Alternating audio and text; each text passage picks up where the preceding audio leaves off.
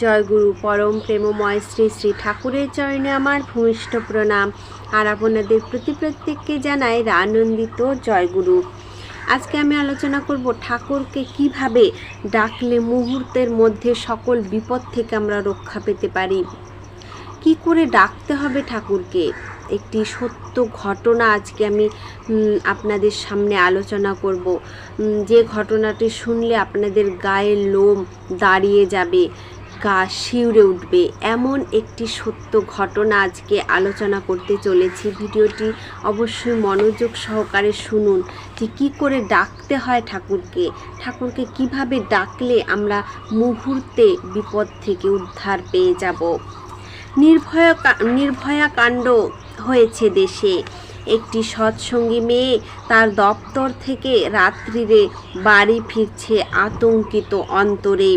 যদি তার সাথে কোনো বেচাল হয়, আজকাল মেয়ে মানুষ বাইরে বেরোলেই সব সময় একটা আতঙ্কে থাকি যে কি হলো কি না হলো।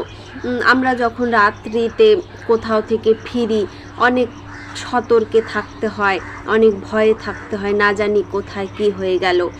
তাই সেই মেয়েটিও তার কাজের জায়গা থেকে, সেই দপ্তর থেকে ফিরছিল অনেক রাত্রিতে। সে আতঙ্কিত ছিল, ভয়ে ছিল যদি তার সাথে কোনো বেচাল হয়। এমনিতে নির্ভয়া কাণ্ড হয়ে গেছে, আমরা সকলেই জানি। তাতে মেয়েটির জীবনটাই চলে গেল। বেরিয়ে সে একটা অটোতে উঠেছে, আর অটোওয়ালা যখন নিয়ে চলেছে সে এক মনে ডেকে চলেছে ঠাকুরকে। ডাকতে হয় কেমন? এক মনে, ওই দ্রৌপদীর বস্ত্রহরণের মতো। দ্রৌপদী যখন দুই হাতে কাপড় ধরে বলছে রক্ষা করো কৃষ্ণ, হলো না, কিন্তু কিছু হলো না। যখন দ্রৌপদী বলল রক্ষা করো কৃষ্ণ, এক হাত ছেড়ে যখন বলছে কৃষ্ণ রক্ষা করো, তাও হলো না। শেষে যখন হাত ছেড়ে যখন বলছে রক্ষা করো নারায়ণ, তখন আসলো বস্ত্রের সম্ভার। মেয়েটিও ওই রকম করেই হয়তো ডেকে চলেছে অন্তরে। অটোওয়ালা যখন থামলো তার বাড়িতে, মেয়েটি কোনো মতে তার কোলে ভাড়াটা ফেলে দিয়েই দৌড় একদম ঘরের মধ্যে। পেছন পেছন অটোওয়ালাও দৌড়ে ঢুকে গেল বাড়ির মধ্যে, আর বলতে লাগলো, এসেছো দুইজন, আর একজনের ভাড়া দিয়ে চলে যাচ্ছ যে? দুইজনের ভাড়া লাগবে। মেয়েটি বলছে, আমি তো একাই ছিলাম। অটোওয়ালা বারান্দায় রাখা ঠাকুরের ছবিটি দেখিয়ে বলতে লাগলো, ওই তো উনি ছিলেন যে তোমার সাথে। তাহলে এখন বলুন, গাটা শিউরে উঠছে তো? যখন অটোওয়ালা বলল যে তোমার সঙ্গে আরও একজন ছিল, মেয়েটি তো অবাক, কে ছিল? আমি তো একাই এসেছি। যখন অটোওয়ালা বারান্দায় ছবিটির দিকে তাকিয়ে বলল যে উনি এসেছে আপনার সঙ্গে, তখন কিন্তু মেয়েটির চোখ দিয়ে জল গড়িয়ে পড়তে লাগলো। মেয়েটি সে দেখতে পায়নি, দেখেছে কে? ওই অটোওয়ালা। সে আকুতি ভরে ঠাকুরকে ডাকলো সে মেয়েটি, কিন্তু সে তার দর্শন পেল না। দর্শন পেল সেই অটোওয়ালা। তার মনে নিশ্চয় কোনো ভয়ঙ্কর দুর্ভিসন্ধি ছিল, তাকে দর্শন দিয়েছেন ঠাকুর। একটি এমনই অনেক কিছু ঘটনা আছে যেগুলো আমাদের গায়ে কাঁটা দিয়ে ওঠে, আমাদের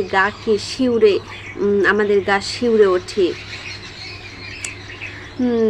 এইরকম কিছু ঘটনা যেগুলো সচরাচর ঘটে চলে। আমি আরেকটি ঘটনা বলছি।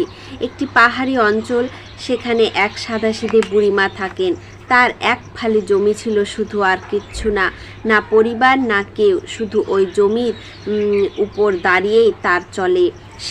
সেবার পুরো গ্রামের সমস্ত জমির ফসলে পোকা লেগে গেছে। বুড়িমা ওই দ্রৌপদীর বস্ত্রহরণের মতো সম্পূর্ণ সমর্পণ নিয়ে একমাত্র ঠাকুরকেই ধরেছেন। শেষে কাঁদেন আর বলেন, প্রভু বাঁচাও, আমি খাবো কি সারা বছর? রাত্রিবেলা কেউ নেই, ত্রিসীমানায় দরজায় কড়া নাড়ার আওয়াজ। খুলতেই দেখেন খালি গায়ে ধুতি পরা লম্বা মতন একজন দাঁড়িয়ে আছেন আর জিজ্ঞেস করছেন, এই তোর ক্ষেত কোথায় রে, চল দেখি।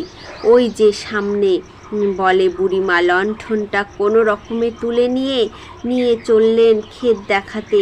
আর সেই মানুষটির বড় বড় কদম ফেলে সামনে এগিয়ে চললেন।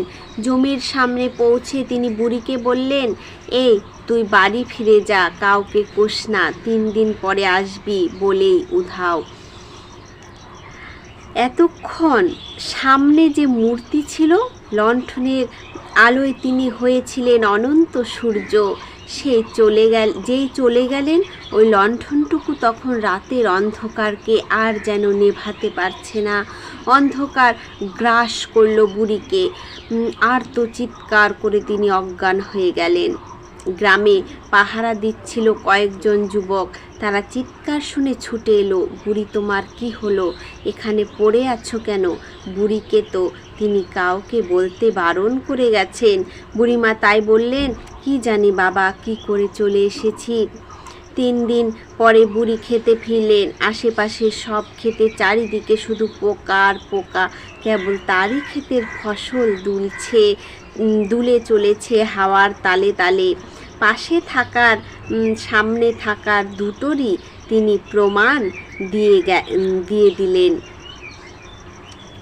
এইটাই কিন্তু হয়, যদি আমরা ঠাকুরকে অন্তর থেকে ডাকতে পারি, আকুতি ভরে ডাকতে পারি, তবে কিন্তু এমনটাই হয়। সেই বুড়িও এমন আকুতি ভরেই তাকে ডেকেছিলেন, আর সেই মেয়েটিও এমন করেই ডেকেছিলেন, যার জন্য দুজনকে ঠাকুর কিন্তু সাহায্য করে গেলেন। আমরা যদি এমনটা করতে পারতাম, তাহলে হয়তো আমরাও তার দয়া পেতাম, তার দর্শন পেতাম। জানি না কখনো পাবো কি না। আপনারা এমন করে ডাকুন, আপনারা হয়তো কোনো না কোনো দিন পেয়ে যাবেন, যদি মন থেকে তাকে ডাকেন। আজকের আলোচনা প্রসঙ্গ এই পর্যন্তই। জয় গুরু।